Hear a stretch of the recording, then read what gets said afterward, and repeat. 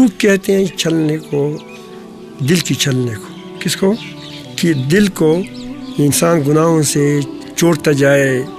شرک، کفر اولین کیا ہے ہدف ہے، ان چیزوں کو چھوڑ دے، پھر مکروہات وغیرہ وغیرہ کو چھوڑتا جائے، حتیٰ کہ پھر غیر ضروری اور جو مروت کے خلاف ہو اس کو چھوڑ دے، لیانی کو چھوڑ دے. یعنی اس چیزوں کو چھوڑ کر کے کس کی طرف جانا، کس کی قرب حاصل کرنا، اللہ کو. سمجھ آئے گا یہ سلوک. اب اس میں کوئی گناہ ہے، معلوم پتہ ہے اس میں کوئی گناہ ہے، کوئی بدعت ہے کہ دل کو ان چیزوں سے نکالتے ہوئے، جس طرح کوئی ریشم کا کیڑا ہوتا ہے، وہ آہستہ آہستہ ریشم کے کیڑے کو اس کو پاڑ کر کے باہر آزاد ہو جاتا ہے.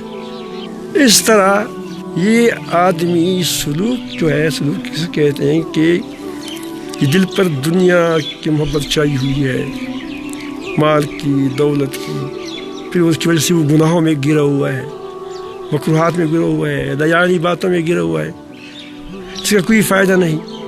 کبھی کبھی گپ شپ کا کوئی حرج نہیں ہے، لیکن پورا دن نہیں. ایک وقت نبی کریم صلی اللہ علیہ وسلم ایسے ہوتے تھے، نبی کریم صلی اللہ علیہ وسلم صبح کے وقت ساتھیوں کے ساتھ بیٹھتے تھے اشراق تک.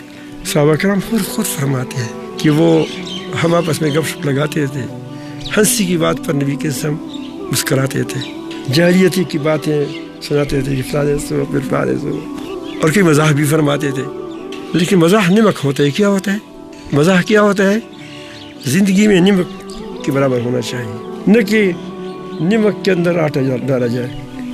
تو اس طرح انسان اپنے دل جو یہ انسان پر یہ جو چیزیں چھائی ہوئی ہیں، اس سے آدمی نکلنے کا ارادہ کرے.